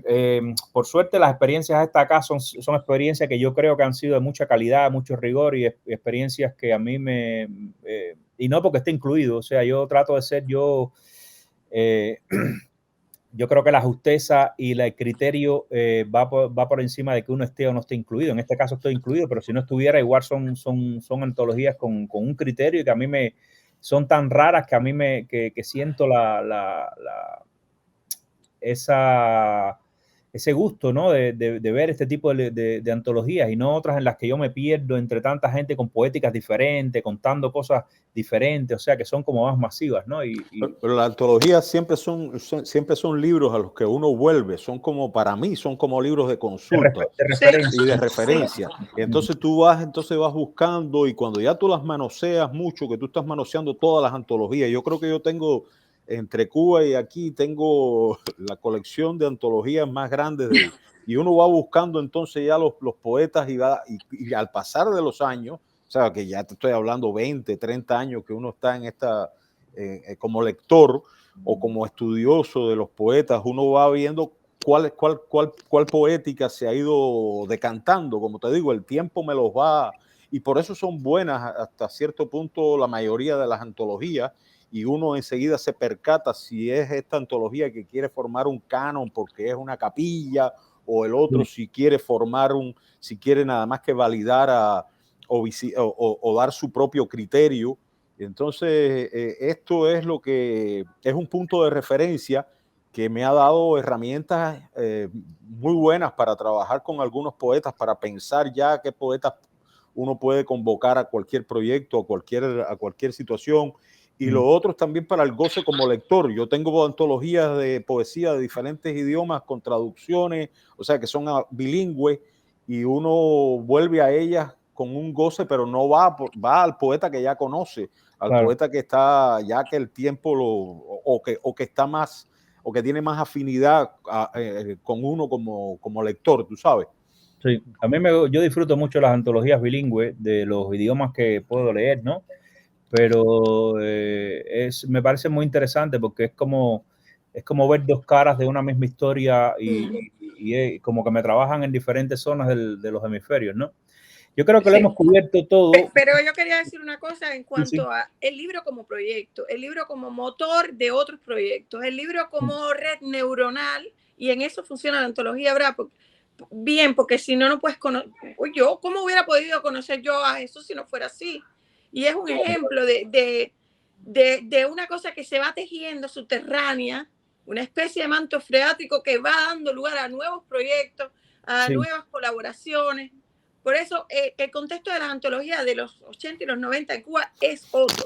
Es una cosa autocrática que se seleccionaba, que el jefe no sé quién, el amigo no sé quién, pero ahora es como la necesidad de sacar a autores que de otra manera no hubieran podido publicar, de contactar desde un lugar a otro, de que el libro genere otras cosas. Me parece interesante también el libro como proyecto. Yo quería agregar a ello que, por ejemplo, el trabajo de la libélula vaga me hizo conocer la poética de Aleisa, pero no solamente la escritura de ella y su trabajo también de promoción, sino, por ejemplo, gracias a la libélula vaga, yo conozco la poesía de Kelly, que vive en Miami. Y cuando yo descubro a Kelly, digo, esta muchacha yo la necesito para la antología. Exacto. Por ejemplo, ese tipo de retroalimentación y de conexión. Son muy importantes. Y con respecto a lo de la referencialidad, claro que yo sé que es muy ambicioso lo que quise hacer con la antología, pero yo sí tenía muy claro que quería escribir una breve introducción de cada uno de los poetas. Es algo que no se encuentra comúnmente. Tú te encuentras en todo caso, tú te encuentras en todo caso la ficha de autor, cuando más. Y debo reconocer que mi punto de referencia era una idea que yo tenía, pero mi punto de referencia fue esencialmente la antología de poesía femenina cubana de Milena Rodríguez Gutiérrez, que se llama Otra Cuba Secreta, publicada por Verbum, donde Milena, en un trabajo descomunal, se toma la labor de escribir una introducción crítica por cada una de las autoras incluidas. Y yo dije, necesitamos algo así para los poetas, para los autores cubanos más recientes. Eso tú no te lo encuentras en una antología donde Aleisa Ribalta está incluida, donde Joaquín Badajoz está incluido, donde Legna Rodríguez Iglesias está incluida, donde Kelly está incluida, donde Jamila está incluida. O sea, autores más de los años 70, 80. Eso no te lo encuentras, ese ejercicio crítico, ese intento de tratar de abordar la poética personal de cada uno de ellos y luego una introducción general, pero tomarse el tiempo de presentar a cada uno de ellos, para mí personalmente era fundamental. A mí me pareció eso un modelo y una estructura muy buena, y sobre todo porque tiene la fuerza de lo que es del resumen, digamos, pero al mismo tiempo es una especie de ficha crítica, que normalmente la gente esa ficha la usan para hablar de datos biográficos, que se pueden googlear. O sea, que no hay ningún tipo de ejercicio crítico, de análisis, de nada, porque las cosas, ya las biografías se googlean, básicamente, ¿no?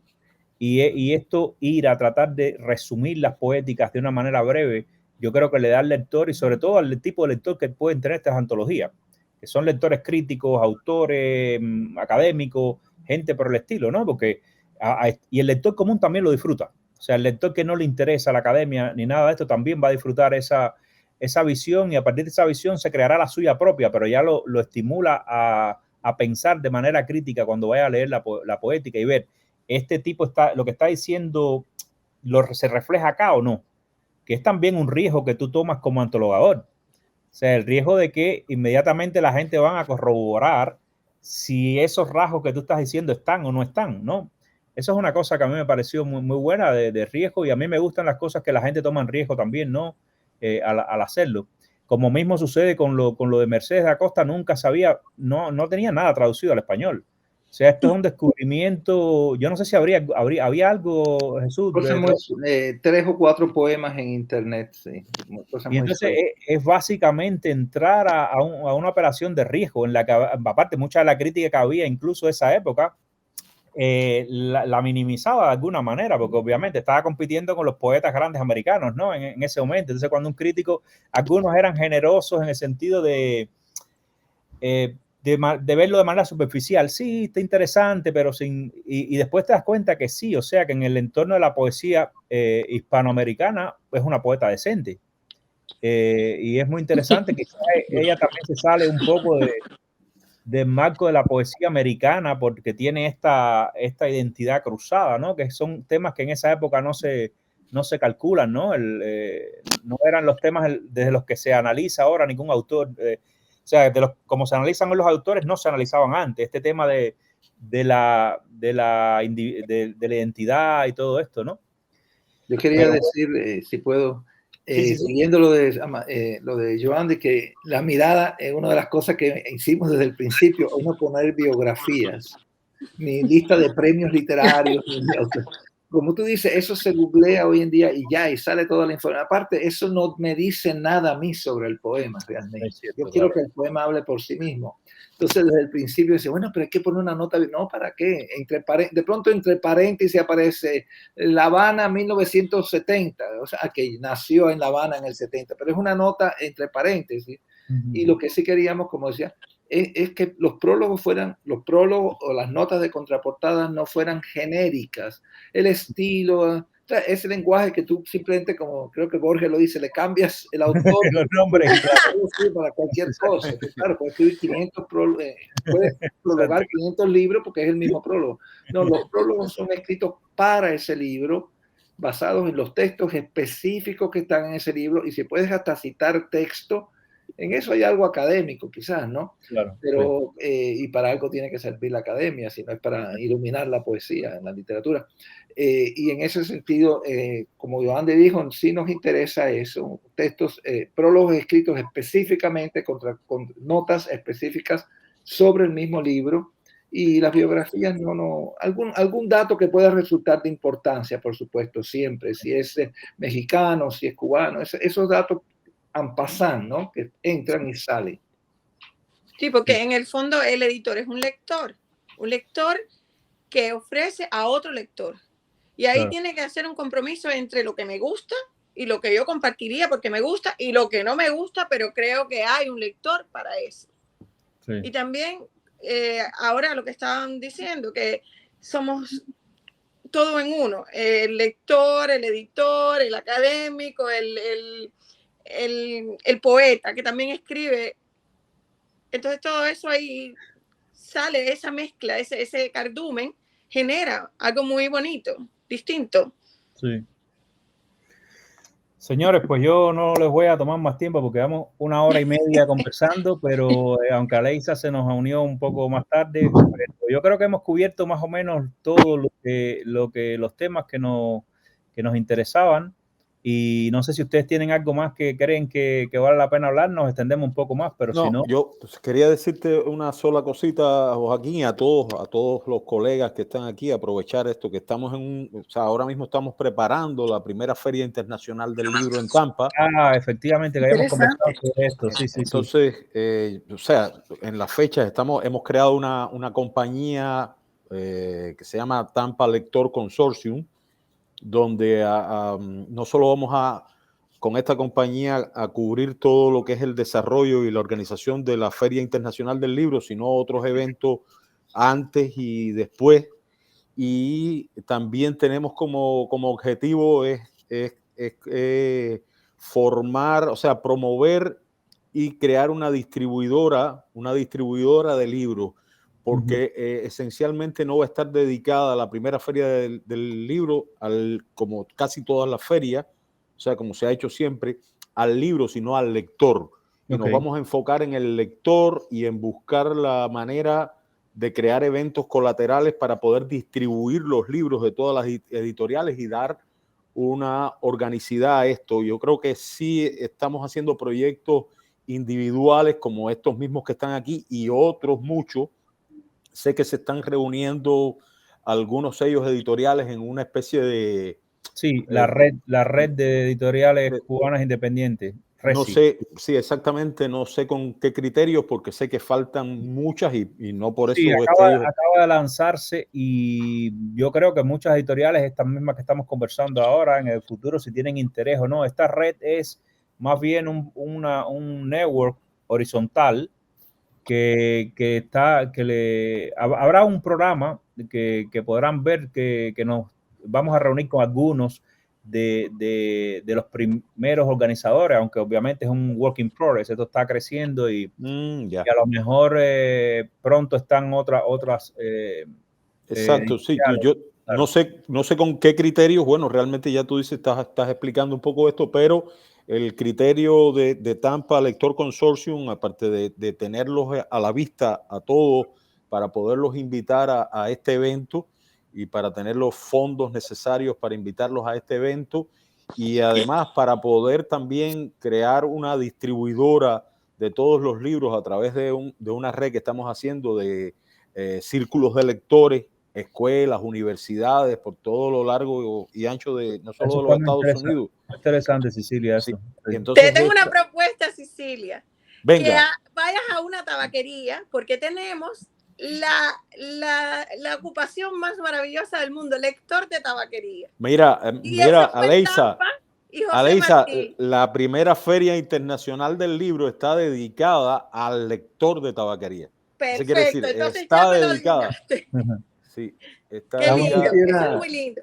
Yo se lo Entonces, cuento a la gente primicia. y no me creen que existe esa ocupación y sí, que hay una Es persona una que le lee a primicia. la gente en la tabaquería. tenemos les voy a compartir luego, bueno, individual, les voy a compartir, no sé si ya lo han podido ver, bueno, no, porque no se le ha dado la promoción al logo de la primera feria, que es Qué un lindo. tabaco con todo, y entonces estamos trabajando en eso, vamos a hacer un performance del lector de Qué lindo. tabaquería en Ybor City, y además vamos a dedicarla específicamente al lector de tabaquería, pero van a estar todas dedicadas al lector, nos vamos a centrar Qué en el lindo. lector, porque definitivamente no somos nada sin los Claro, que nos claro. leen, ¿no? Sí. Sin los que consumen el libro. Yo quisiera añadir algo a Sicilia, si están haciendo esta feria, porque siempre se habla del lector y del autor, ¿no?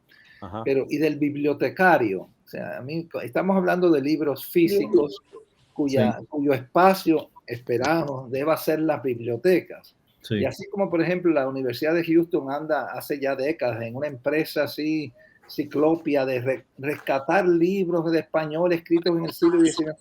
No hay que esperar 40 años para que esos bibliotecarios descubran y entonces empiecen a ver dónde están esos libros perdidos. No están perdidos, están ahí. O sea, yo creo que las ferias deben incluir a los bibliotecarios también, sobre todo en este caso de español y de literatura latinoamericana, lo que fuere. Bibliotecarios que en sus bibliotecas, en sus universidades particulares, están encargados de seleccionar estos libros. Claro. No solamente se interesarían por un libro individual, porque, por ejemplo, yo sé en Berkeley y otros, se interesan por la colección completa, y eso nos interesa también, que la colección completa esté allí. Ahora, no dentro de 100 años, cuando ya ni estemos nosotros, ni estén los libros, y entonces están buscando y son ya cosas de coleccionistas. No hay que esperar a que la herencia tenga que ser recuperada, cuando ya puede ser desde hoy día. Y esto incluye, estoy hablando incluso de universidades que debieran estar al tanto de la producción cubana actual y no lo están. Anotado, Jesús, y además todo el crédito para ti. No, a mí el crédito no me interesa. Me interesa que estamos en los libros físicos, el único espacio en la biblioteca, y las bibliotecas no están comprando, es un problema. Hay que sensibilizar a esos bibliotecarios específicos, invitarlos. Además, claro, ellos con la universidad, ellos pueden conseguir que les paguen el pasaje o algo, da igual. No, fíjate que le quité el crédito a Leisa de lo del lector no, de tabaquería, yo, pero a ti te lo doy del bibliotecario. Porque yo pensé que habían inventado la rueda. Sí, de verdad que es muy buena idea, es muy buena idea. Incluso yo estoy, o sea, una idea era ir a las escuelas, porque los bibliotecarios están en la misma escuela de los... Yo por suerte soy un viejo con niños pequeños todavía. Y entonces en las escuelas aquí de todo el condado, los bibliotecarios tienen y han tenido siempre una presencia para poder darle a los niños aquí por las escuelas del condado de Hillsborough. Y yo he tenido conversaciones con mi hija respecto a eso, respecto a cómo funciona ese tipo de cosas. Y las bibliotecarias siguen teniendo esa asunción de ser el que salvaguarda el libro y sigue eso vigente. Yo creo que eso no se ha perdido del todo. Y he recorrido casi todas las bibliotecas, lo que va quedando de bibliotecas aquí en la ciudad de Tampa, y de algunos proyectos que son como unas especies de librerías de uso. Quedan pocas realmente, se han perdido algunas, pero yo he estado recorriendo esos lugares para poder insertarlo, y además crear un lugar donde se puedan tener muchos libros de uso también. Estamos pensando en eso, tú sabes, los libros de uso que se están botando, que se están quemando por contenedores, literalmente se están botando, se están echando a perder. Ya no es un problema por contenedores. A mí me avisaron de un lugar aquí que habían miles y miles de libros que los iban a botar y me dijeron, me llamaron y me dijeron para que los vengas a recoger, y yo los estoy rescatando todos. Y son de todas las lenguas, los tengo en todos los idiomas. Wow, interesante eso. Pues oye, estamos llenos de primicias aquí. Tenemos la feria, eso es una buena noticia, y esto de los bibliotecarios es muy interesante, y aparte es una recomendación que se le debe hacer a todos los propietarios de pequeñas editoriales, porque ese es uno de los interlocutores más importantes en términos incluso comerciales, ¿no? La distribución a las bibliotecas, a las universidades, a las bibliotecas públicas, eso es una red inmensa. O sea, si esa red no entra dentro del sistema, yo sé que es difícil a veces penetrarla, pero es muy importante porque eso garantiza una distribución de cientos, miles de libros anuales que serían, digamos, la médula espinal de cualquier proyecto editorial, ¿no? Tener esa cantidad ya de lugares donde distribuir. Señores, súper encantado de esta conversación. Yo creo que ha sido una conversación que ha tocado muchos temas y como yo me imaginaba, conociéndolos a ustedes y conociendo el tema también que nos apasiona a todos y yo creo que ha sido una conversación muy rica y nada, seguimos. Me alegro mucho haberlos tenido por acá y contar con la participación de ustedes. Muchas gracias. Muchas gracias.